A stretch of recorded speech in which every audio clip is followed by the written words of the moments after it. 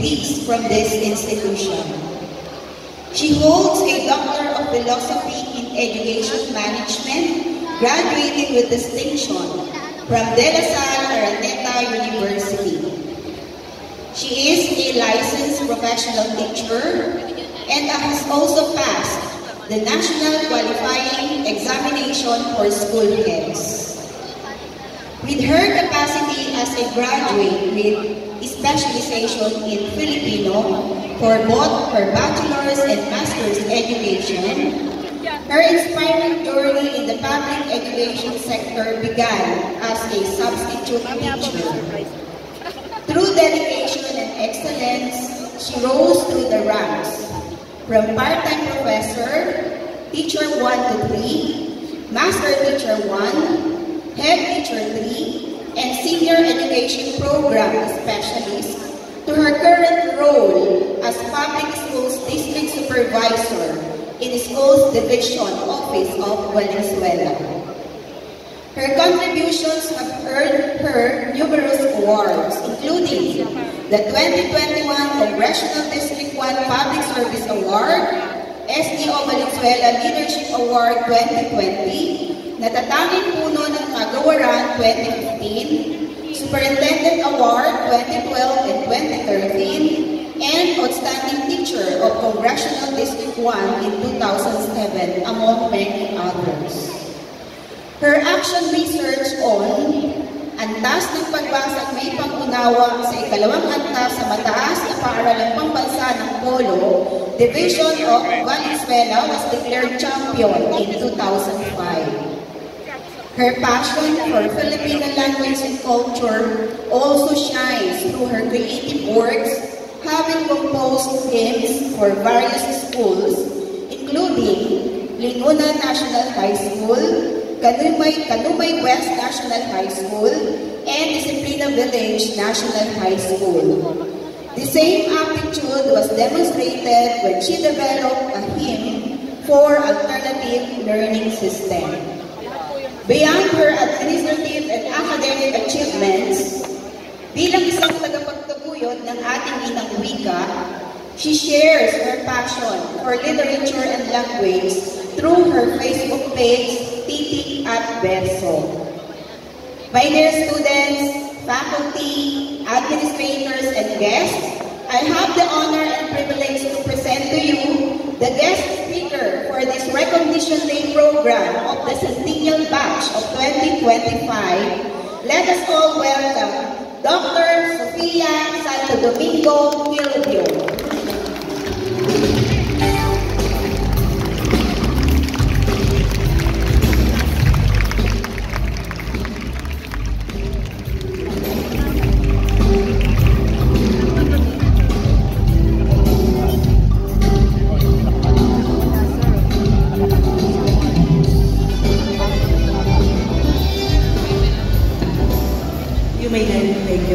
Thank you, Ocampo. To our Vice President for Academic Affairs, Dr. Belen G. Gregorio, and to all our area deans, Mr. Gerardo Orozco, Ma'am Maria Rica Emilia Hermoso, Retired Colonel Rubo Cayabia, Dr. Nelia Gagang, Ma'am Marilyn Santiago, and to our Human Resource Manager, Mr. Cruz, and of course, not to forget the longest registrar of May-Kawayan College, no other than Mr. Dominador A. Lim Jr. And my gorgeous, ang natatangi na humubog din po sa atin sa larang ng wika, no other than the beautiful Dr. Eduarda S. E. To all our awardees, to my dear colleagues as professor, faculty, and dear graduates, A pleasant good evening. Kanina, nagsimula tayo ng magandang hapon. Ngayon, gabi na. Handa ba kayong makinig sa akin kahit mahaba ang pinrepare ko? Yes. Sige po. Coming back here feels like coming home. Kahit po medyo kanina, naligaw po yung pong grab, pero andito po ako ngayon sa harapan niyo. And tonight, as we mark 100 years of academic excellence, I am reminded of the deep roots this college has planted in the hearts and future of countless students, including myself. Years ago, 1986, my high school days, 1990, BSE in Filipino, and 1999, MA in Filipino. I sat where you are now. Hindi nga lamang po dito, doon po sa kabila, sa ating Megawayan College main. Hopeful and a little nervous, but full of dreams. Back then, I didn't fully realize how much Megawayan College would shape the person I would become. I wasn't just taught lessons inside the classroom. I was molded with values, discipline. Again, I was molded with values and discipline, and the courage to dream beyond my circumstances. I remember walking those halls. Ito pong annex na to, dati po, laganap po ng malawak po ito. Medyo dito po kami nagka-camping noon. With ambition in my heart, but with uncertainty too. I faced obstacles, some personal, other financial, but I pressed on with the support of my mentors and the lessons instilled in me here. I chose to serve through education. Noon po, meron pong secretary na course. Dapat po, babanggitin ko para maging inspirasyon sa inyo, hindi lang isa, hindi dalawa, hindi tatlo, ang pag-take ko ng NWESH. Kung nangangarap ang mga education student natin na maging principal, kailangan nyo itong maipasa. Pinagdasal ko kay Lord, pero nung ibinigay ay taong 2015. And during that time, ako po ay nasa division office na. But then, as PSDS, we have the privilege to handle schools. Kaya po nagkaroon ako ng 3 school. Yun nga po, yung Disciplina Village Bignay High School, Punturin Senior High School, and Malinta National High School. Nag-OIC po ang inyong lingkod doon. Hindi po madali ang pinagdaanan. Para sa inyong kalaman, 5 beses po akong nag-take. So, ibig sabihin, hindi po ako sumuko hanggang ibinigay po ni Lord. But let me clear, titles are not the measure of success. What truly matters is impact. And all of you, graduates, awardees, graduates education and allied courses, arts and sciences, criminal justice education, business administration, hospitality management and related programs, and other noble fields have the same power. Whether you choose to teach, to lead in business, to serve in government and in our country, or to build something entirely new. Remember this, you carry with you the legacy of century of excellence. You are the next wave of leaders and nation builders. In a time when the world is rapidly changing, we need minds that are sharp, hearts that are kind, and spirits that are unshakable. The education you receive here has equipped you not just with knowledge, but with purpose. Give yourself a pat on the back. Do it, please. Give yourself a pat on the back. Know your younger self is proud of what you have achieved. Scrolling through social media, I know yung iba dyan nag-scroll. I often see multo posted by your generation.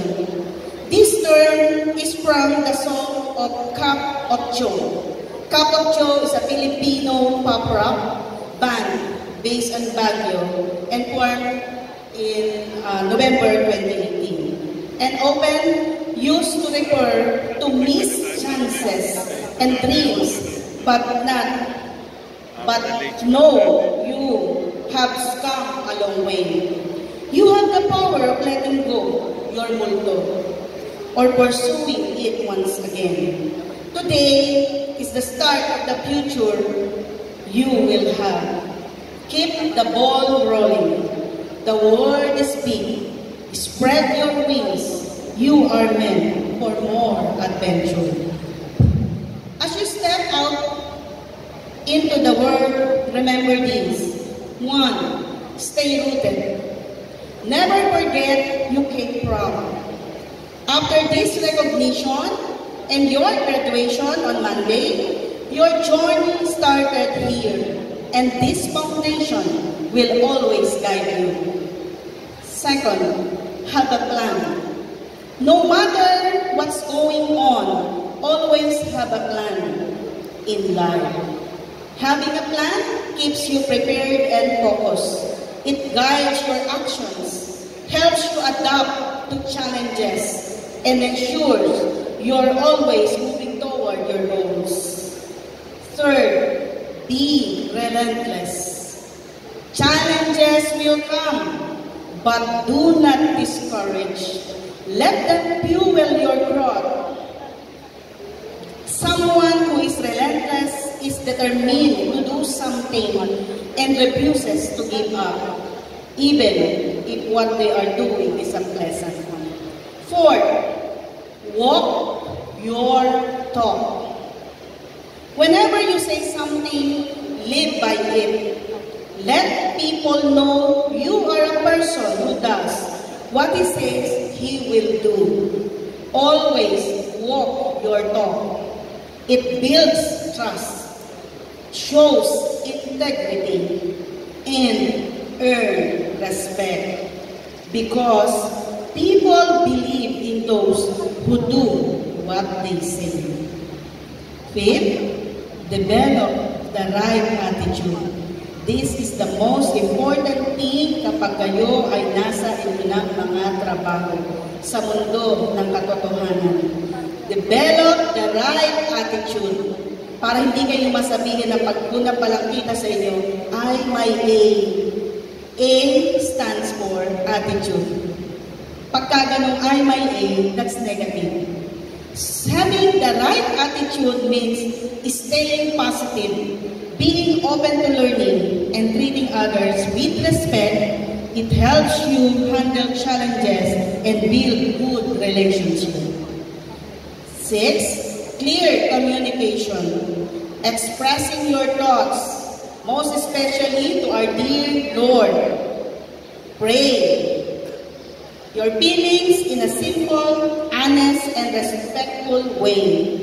It helps others understand exactly what you mean without confusion. When you speak clearly, you build trust, avoid misunderstandings, and create a stronger connection with people. Good communication also means listening carefully and being open to feedback. Together, these skills make your conversations more meaningful and effective. 7. Stay focused on your goals.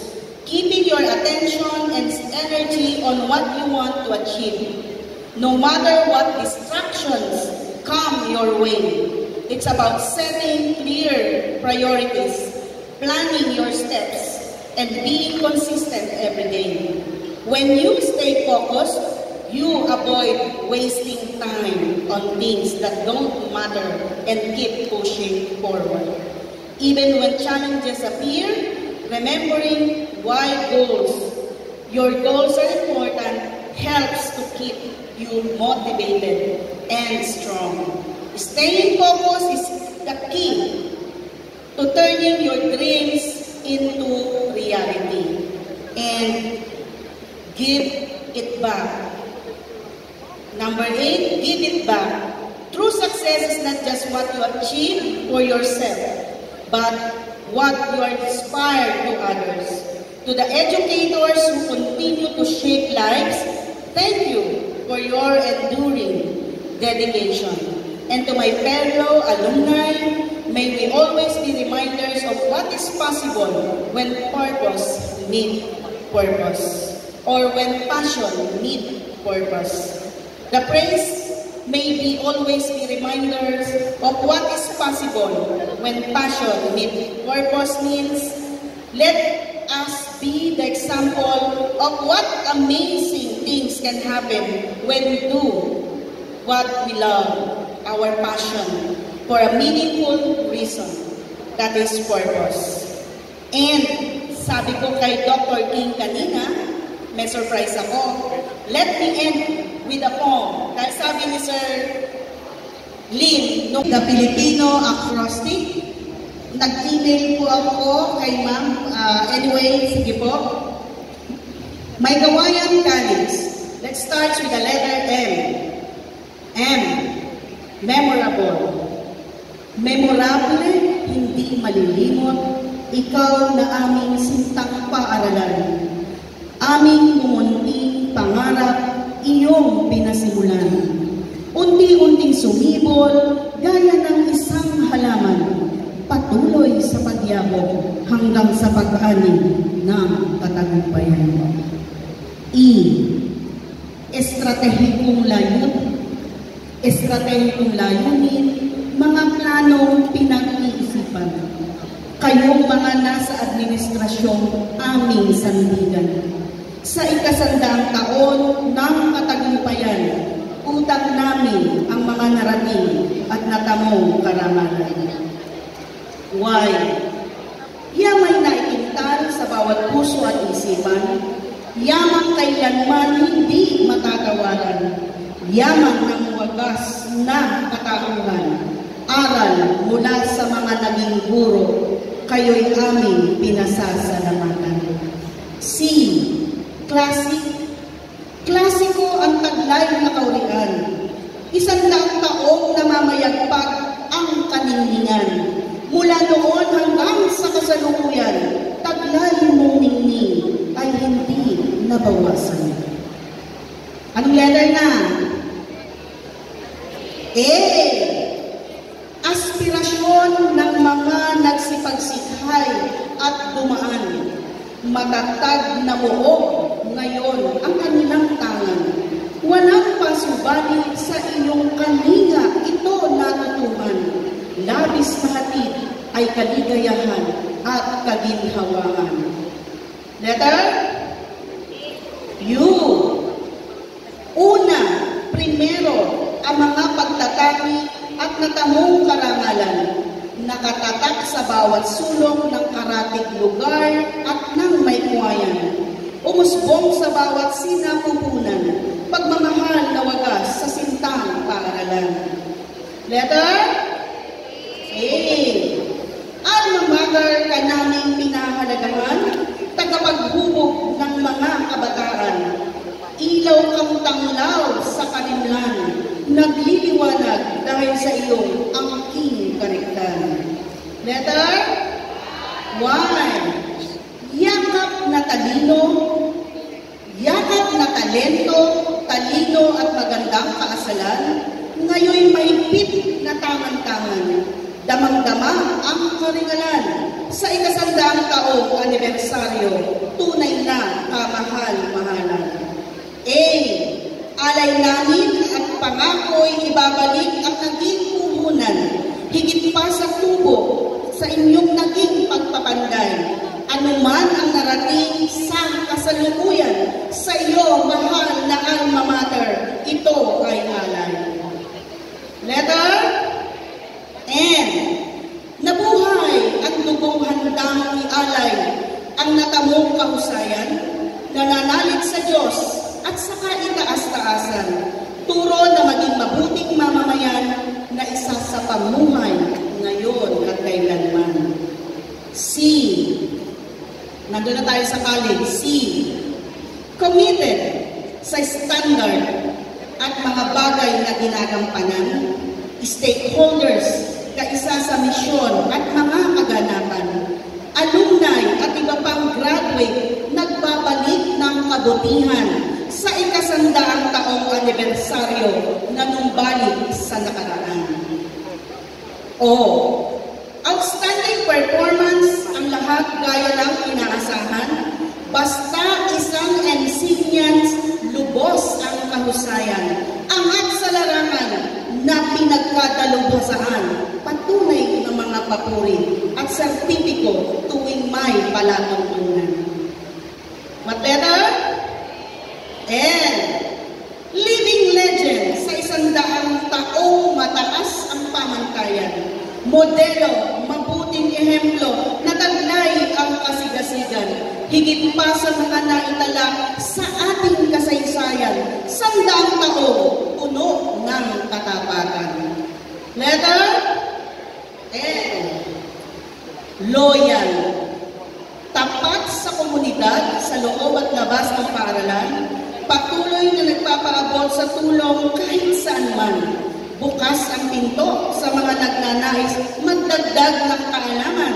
Kabataang hatid ay pag-asa sa kinabukasan. Letter E. Effective, epesyente, kawani, administrador, maging mga lingkod bayan.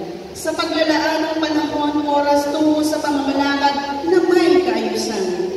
Maaliwalas na pakiramdam na iyong maiiwan. Bilang magulang, dama ang labis-labis na kagalakan. G. Guro, instruktor, profesor, tunay na maaasahan at may mga angking kakayahan sa pagpapadaloy ng klase sa anong larangan. Alagad ng edukasyong nagsunod ng pilay at nag-aral ng mataman, walang dudang tagapagtanim ng matayo na kaisipan. E. Para sa college, yung huling E. Edukasyong alay mo'y matatag na kinabukasan, edukasyon ang handog sa bawat isa, gaya ng susi at daluyan. Susi sa pagtatamo ng hitik sa bungang kaginhawahan, daluyan ng matingkad na tubig hatid sa kaumangan. Dahil may INC, ay ilaw kang tanglaw, gumabay tungo sa makinang na kinabukasan, and nag-iisang institusyong lumilok umanday na maging ganap na ensinyans. College, kolehiyo, marapat na bigyang parangal dahil sa iyo ang tinatamasang magandang buhay. May Kawayan College Incorporated, utang namin sa iyo itong aming tagumpay. Congratulations, Batch 2025! You are the torchbearer of the next 100 years. Dream big, think of the day, and be it tomorrow. And never forget, you were molded while this My Kawayan College for greatness. Right here in My Kawayan College Incorporated. Mabuhay kayong lahat, mabuhay tayo